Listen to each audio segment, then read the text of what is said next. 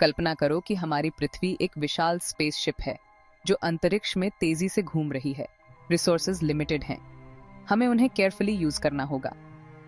Planetary boundaries इस spaceship के warning lights की तरह हैं। ये हमें बताते हैं कि हम अपनी पृथ्वी के सिस्टम्स पर कब ज्यादा दबाव डाल रहे हैं। साइंटिस्ट ने 9 प्लैनेटरी बाउंड्रीज आइडेंटिफाई किए हैं। ये बाउंड्रीज मनुष्यों के लिए सुरक्षित जीवन की सीमाएं तय करते हैं। इन्हें पार करने से अचानक एनवायरमेंटल चेंजेस का खतरा बढ़ जाता है, ऐसे चेंजेस जो हमारे प्लैनेट के लिए विनाशकारी हो सकते हैं। हम इनमें से 6 बाउंड्रीज पहले ही पार कर चुके हैं। Climate change, biodiversity loss, land system change, biogeochemical flows, novel entities and fresh water use. ये सिर्फ एनवायरमेंटल प्रॉब्लम्स नहीं हैं, ये इकोनॉमिक, सोशल और मॉरल इश्यूज भी हैं। हमें अपने प्लैनेट, अपने एकमात्र घर की रक्षा के लिए अभी कार्य करना चाहिए। सबसे पहली बाउंड्री जो क्रॉस की गई है वो है क्लाइमेट चेंज। पृथ्वी का तापमान बढ़ रहा है। ऐसा ह्यूमन एक्टिविटीज से उत्पन्न ग्रीन हाउस गैसेस के कारण हो रहा है। फॉसिल फ्यूल्स का जलना एक मेजर कंट्रीब्यूटर है। डिफॉरेस्टेशन भी इसमें अपनी रोल प्ले करता है। इसके कॉन्सिक्वेंसेस पूरी दुनिया में पहले से ही महसूस किए जा रहे हैं। ग्लेशियर्स पिघल रहे हैं, सी लेवल्स बढ़ रहे हैं, एक्सट्रीम वेदर इवेंट्स जैसे हीट वेव्स, ड्राउट्स, फ्लड्स और स्टॉर्म्स अधिक फ्रीक्वेंट और इंटेंस होते जा रहे हैं, जिससे व्यापक डैमेज हो रहा है। इंडिया अपनी विशाल कोस्ट लाइन और मॉनसून पर निर्भरता के साथ विशेष रूप से वल्नरेबल है। Rising sea levels coastal communities के लिए खतरा हैं। मॉनसून पैटर्न्स में बदलाव एग्रीकल्चर और वाटर रिसोर्सेज को प्रभावित करते हैं। दूसरी बाउंड्री जो क्रॉस की गई है वो है बायोस्फीयर इंटेग्रिटी। हम एक अलार्मिंग रेट पर प्रजातियों को खो रहे हैं। ये habitat destruction, pollution, climate change और ओवर एक्सप्लॉयटेशन के कारण हो रहा है। एक्सटिंक्शन की रेट अब नेचुरल बैकग्राउंड रेट से 1000 गुना ज्यादा होने का अनुमान है। बायोडिवर्सिटी का यह नुकसान इकोसिस्टम्स को कमजोर करता है। यह clean air and water, pollination और क्लाइमेट रेगुलेशन जैसी एसेंशियल सर्विसेज प्रदान करने की उनकी क्षमता को कम करता है। इसके सिग्निफिकेंट इकोनॉमिक और कल्चरल इम्प्लीकेशंस भी हैं। इंडिया एक मेगा डिवर्स देश, विभिन्न प्रकार की प्रजातियों का घर है।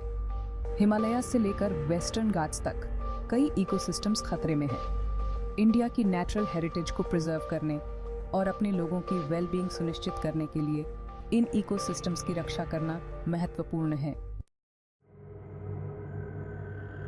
तीसरी बाउंड्री जो क्रॉस की गई है वो है लैंड सिस्टम चेंज।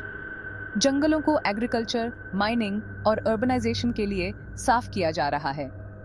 इसका बायोडाइवर्सिटी, कार्बन स्टोरेज और वाटर साइकिल्स पर बहुत असर पड़ता है। डिफॉरेस्टेशन भी क्लाइमेट चेंज में कंट्रीब्यूट करता है। फूड और रिसोर्सेज की डिमांड बढ़ रही है, इससे लैंड यूज पर प्रेशर बढ़ता है। Unsustainable agricultural practices soil health को डिग्रेड करते हैं। ये पोल्यूशन और वाटर स्कार्सिटी में भी कंट्रीब्यूट करते हैं। इंडिया अपनी बढ़ती जनसंख्या और अर्बनाइजेशन के साथ लैंड मैनेजमेंट में चुनौतियों का सामना कर रहा है। डेवलपमेंट की जरूरतों को एनवायरमेंटल प्रोटेक्शन के साथ बैलेंस करना क्रूशल है। फूड सिक्योरिटी, वाटर अवेलेबिलिटी और इकोसिस्टम हेल्थ के लिए सस्टेनेबल लैंड यूज प्रैक्टिसेस को बढ़ावा देना एसेंशियल है। चौथी बाउंड्री जो क्रॉस की गई है वो है बायोजियोकेमिकल फ्लोज। यह टर्म एनवायरनमेंट में नाइट्रोजन और फास्फोरस की मूवमेंट को रिफर करता है। ह्यूमन एक्टिविटीज ने इन साइकिल्स को काफी बदल दिया है। एग्रीकल्चर में फर्टिलाइजर्स का एक्सेसिव यूज एक मेजर कंट्रीब्यूटर है। एक्सेस नाइट्रोजन और फास्फोरस वाटरवेज को पोल्यूट करते हैं, जिससे ओशंस और लेक्स में डेड जोन्स बनते हैं।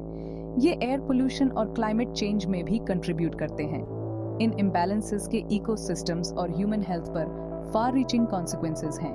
इंडिया एग्रीकल्चर पर अपनी निर्भरता के साथ फर्टिलाइजर यूज को मैनेज करने में चुनौतियों का सामना करता है।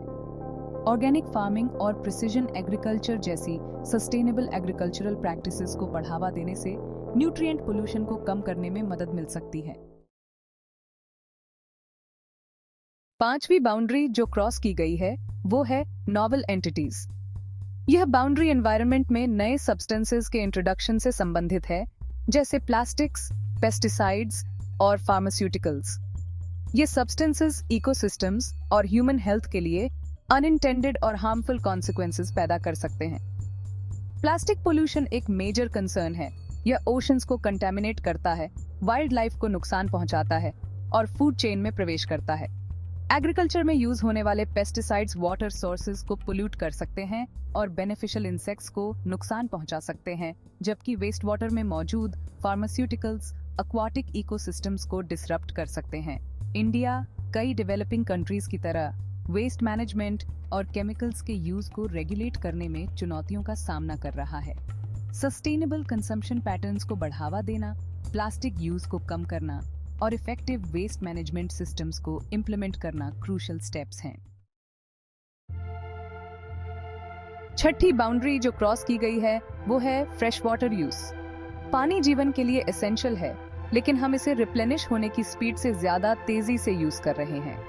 इससे दुनिया के कई हिस्सों में वाटर स्कैर्सिटी हो रही है। एग्रीकल्चर फ्रेश वाटर का सबसे बड़ा कंज्यूमर है। पॉपुलेशन ग्रोथ और अर्बनाइजेशन भी डिमांड को बढ़ा रहे हैं। क्लाइमेट चेंज कई रीजन्स में वाटर स्कैर्सिटी को और भी बदतर बना रहा है।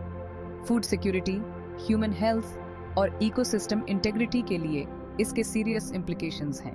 इंडिया अपनी विशाल जनसंख्या और एग्रीकल्चर पर निर्भरता के साथ सिग्निफिकेंट वाटर चैलेंजेस का सामना करता है। वाटर कंजर्वेशन को बढ़ावा देना, इरिगेशन एफिशिएंसी में सुधार करना और ग्राउंड वाटर रिसोर्सेज को मैनेज करना वाटर सिक्योरिटी सुनिश्चित करने के लिए क्रूशियल है। स्थिति भयावह लग सकती है, लेकिन अभी भी उम्मीद है। हम रिमेनिंग प्लैनेटरी बाउंड्रीज प्रोटेक्ट करने और जो क्रॉस हो चुकी हैं, उन्हें रिस्टोर करने के लिए एक्शन ले सकते हैं। यहाँ कुछ सॉल्यूशंस दिए गए हैं। Transition to renewable energy. हमें फॉसिल फ्यूल्स पर अपनी निर्भरता कम करनी चाहिए और सोलर, विंड और हाइड्रो पावर जैसे क्लीन और रिन्यूएबल एनर्जी सोर्सेज पर शिफ्ट करना चाहिए। Promote sustainable agriculture. हमें ऐसी एग्रीकल्चरल प्रैक्टिसेस को अपनाना होगा जो एनवायरमेंटल इम्पैक्ट को कम करें, जैसे ऑर्गेनिक फार्मिंग, एग्रोफोरेस्ट्री और precision agriculture. Protect and restore ecosystems. हमें एग्जिस्टिंग इकोसिस्टम्स की रक्षा करके और डिग्रेडेड इकोसिस्टम्स को रिस्टोर करके बायोडिवर्सिटी को कंजर्व करना चाहिए। Reduce consumption and waste. हमें मोर सस्टेनेबल कंजम्पशन पैटर्न्स की ओर बढ़ना होगा, वेस्ट को कम करना होगा और सर्कुलर इकोनॉमी को बढ़ावा देना होगा। Invest in research and innovation. हमें एनवायरमेंटल चैलेंजेस से निपटने के लिए न्यू टेक्नोलॉजीज और सॉल्यूशंस के रिसर्च एंड डेवलपमेंट में इन्वेस्ट करना होगा। एक्शन की आवश्यकता के प्रति जागरूकता बढ़ रही है। गवर्नमेंट्स, बिजनेसेस और इंडिविजुअल्स एनवायरमेंटल चैलेंजेस से निपटने के लिए इंक्रीजिंगली स्टेप्स ले रहे हैं। क्लाइमेट चेंज पर पेरिस एग्रीमेंट एक सिग्निफिकेंट ग्लोबल एफर्ट है। क्लाइमेट चेंज से निपटने के ग्लोबल एफर्ट्स में इंडिया एक लीडिंग रोल निभा रहा है। ये रिन्यूएबल एनर्जी में काफी इन्वेस्ट कर रहा है और सस्टेनेबल डेवलपमेंट को बढ़ावा दे रहा है। आयुर्वेदा और योगा जैसी पारंपरिक भारतीय प्रथाएं नेचर के साथ हार्मनी में रहने पर जोर देती हैं। चुनौती बहुत बड़ी है, लेकिन इम्पॉसिबल नहीं है। मिलकर काम करके हम सभी के लिए एक सस्टेनेबल फ्यूचर क्रिएट कर सकते हैं। हम एक क्रॉस रोड्स पर हैं। आज हम जो चॉइसेस करते हैं वे हमारे प्लैनेट के फ्यूचर को तय करेंगे। रिमेनिंग प्लैनेटरी बाउंड्रीज प्रोटेक्ट करने और जो क्रॉस हो चुकी हैं उन्हें रिस्टोर करने के लिए हमें अभी कार्य करना होगा। प्लैनेटरी बाउंड्रीज का कॉन्सेप्ट हमारे प्लैनेट की सीमाओं को समझने के लिए एक फ्रेमवर्क प्रदान करता है। ये सस्टेनेबल प्रैक्टिसेस की तत्काल आवश्यकता पर प्रकाश डालता है। इन बाउंड्रीज का सम्मान करके हम फ्यूचर जनरेशंस के लिए एक सुरक्षित और रहने योग्य प्लैनेट सुनिश्चित कर सकते हैं। कार्य करने का समय अब है। आइए हम सब मिलकर सभी के लिए एक सस्टेनेबल फ्यूचर क्रिएट करें। एक ऐसा फ्यूचर जहां ह्यूमंस और नेचर हार्मनी में थ्राइव करें।